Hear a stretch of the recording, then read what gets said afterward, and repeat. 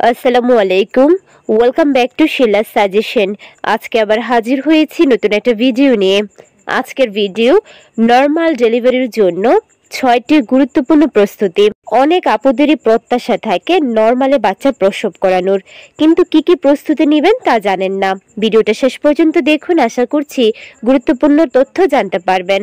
প্রেগন্যান্সির গ্লোতে এখন চকচক করছে আপনার চোখ মুখ। মা হওয়ার অনুভূতি সবসময় আনন্দে রাখছে আপনাকে। চিন্তা শুধু একটা বিষয় নিয়েই, নর্মাল ডেলিভারি হবে তো, নাকি সেই কাটাছেঁড়ার মধ্যে দিয়ে যেতে হবে।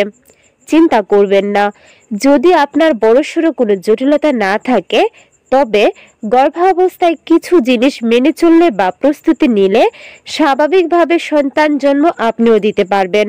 তাহলে চলুন জেনে নেওয়া যাক কি কি প্রস্তুতি নিতে হবে। নর্মাল ডেলিভারির জন্য প্রথম প্রস্তুতি বা শর্ত হলো ওজন স্বাভাবিক রাখা। একটি স্বাস্থ্যকর লাইফস্টাইল মেনটেন করতে হবে যাতে শরীরের ওজন স্বাভাবিক থাকে। ওজন স্বাভাবিকের চেয়ে কম বা বেশি হলে নর্মাল ডেলিভারির সম্ভাবনা কমে যায় এবং ডেলিভারির সময় বিভিন্ন ধরনের জটিলতা দেখা দিতে পারে। নর্মাল ডেলিভারি করাতে দ্বিতীয় প্রস্তুতি হচ্ছে প্রেশার ও ডায়াবেটিক্স নিয়ন্ত্রণে রাখা। যাদের প্রেগন্যান্সির আগে থেকেই বিভিন্ন ধরনের মেডিকেল সমস্যা থাকে, মানে প্রেশার, বিশেষ করে হাই প্রেশার বা ডায়াবেটিক্স থাকে, তাদের ক্ষেত্রে নিয়মিত ডাক্তারের পরামর্শ মেনে চলতে হবে যাতে গর্ভাবস্থায় এই সমস্যাগুলো নিয়ন্ত্রণে থাকে। এগুলো কিন্তু নর্মাল ডেলিভারি করাতে কিছুটা সমস্যা তৈরি করে। নর্মাল ডেলিভারির জন্য আগে থেকে মানসিকভাবে প্রস্তুতি নিতে হবে। বিশেষ করে যারা একবার সিজার করে ফেলেছেন, তারা নর্মালে বাচ্চা প্রসব হবে না ভেবে ভয় পায় এবং নর্মালে ডেলিভারি করাতে চান না। তবে যাদের একবার সিজার হয়েছে, তারাও পরবর্তীতে নর্মালে বাচ্চা প্রসব করাতে পারেন। এটি ডিপেন্ড করবে পূর্ববর্তী সিজার কী কারণে হয়েছিল এবং আরও কিছু ফ্যাক্টরের উপর, বিশেষ করে গর্ভবতী মায়ের শারীরিক অবস্থা এবং গর্ভের বাচ্চার পজিশনের উপর। বর্তমানে অনেক হাসপাতালে নর্মাল ডেলিভারি করানোর জন্য চেষ্টা করা হয়, বিশেষ করে সিজারের পরও নর্মাল ডেলিভারি করানোর চেষ্টা করা হচ্ছে। নর্মাল ডেলিভারির প্রস্তুতির অন্যতম একটি মাধ্যম হচ্ছে ব্যায়াম করা।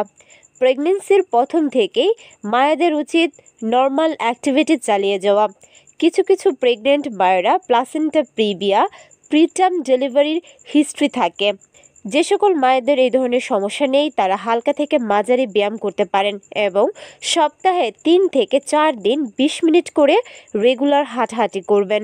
বেশিরভাগ গর্ভবতীরাই ভাবেন গর্ভাবস্থা একটা অসুস্থতা, যার কারণে তাকে সবসময় রেস্টে থাকতে হবে, যার ফলে ডায়াবেটিক্স, প্রেশার, ওজন বৃদ্ধি সহ বিভিন্ন মেডিকেল ডিসঅর্ডার হওয়ার সম্ভাবনা বেড়ে যায়। এ সকল সমস্যা নর্মাল ডেলিভারি হওয়ার সম্ভাবনা অনেকাংশে কমিয়ে দেয়। তাই গর্ভাবস্থায় নিয়মিত হাঁটাহাঁটি এবং হালকা থেকে মাঝারি ব্যায়াম করতে হবে।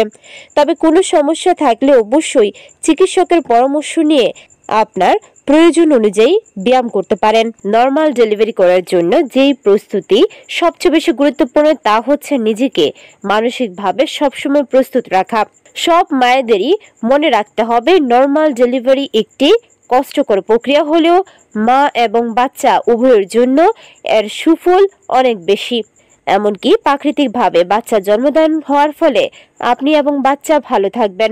ডেলিভারি পেইন সহ্য করার মতো মানসিক প্রস্তুতি শুধু মাকে নিলেই চলবে না, পরিবারের অন্যদের উৎসাহ এবং সাপোর্ট এক্ষেত্রে অনেক বেশি বড় ভূমিকা পালন করে।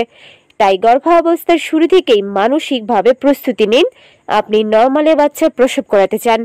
6 নম্বর এবং গুরুত্বপূর্ণ প্রস্তুতিটা হচ্ছে ডেলিভারি বা লেবার পেনের জন্য প্রস্তুত থাকা। ডেলিভারি পেন উঠানোর জন্য কোনো ঔষধ বা খাবার খাওয়ার দরকার হয় না। এটি মহান আল্লাহ তাআলা প্রদত্ত একটি প্রক্রিয়া, যা স্বাভাবিক নিয়মে হয়।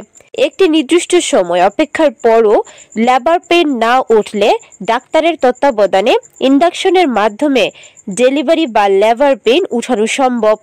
এই জন্য অধিক টেনশন বা দুশ্চিন্তা না করে একজন গাইনোকোলজিস্টের পরামর্শে থাকবেন।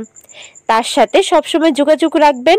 কখন কি সমস্যা হলো সেগুলো তুলে ধরবেন এবং মানসিকভাবে সবসময় প্রস্তুতি রাখবেন যেন নর্মাল ডেলিভারির ব্যথা বেদনা কষ্ট সহ্য করতে পারেন। তবে সবশেষ কথা হচ্ছে, সব ধরনের মানসিক প্রস্তুতি থাকা সত্ত্বেও যদি জটিলতা দেখা দেয় তাহলে নর্মাল ডেলিভারি না করাই উত্তম। এতে করে মা এবং শিশুর ক্ষতি হতে পারে। আশা করছি এই 6টা প্রস্তুতি নিলে খুব সহজেই আপনিও নর্মাল ডেলিভারির মাধ্যমে বাচ্চা প্রসব করাতে পারবেন। আপনার এবং অনাগত সন্তানের জন্য শুভকামনা রইল। ভিডিওটা ভালো লাগলে চ্যানেলটিকে সাবস্ক্রাইব করতে ভুলবেন না। আল্লাহ হাফেজ।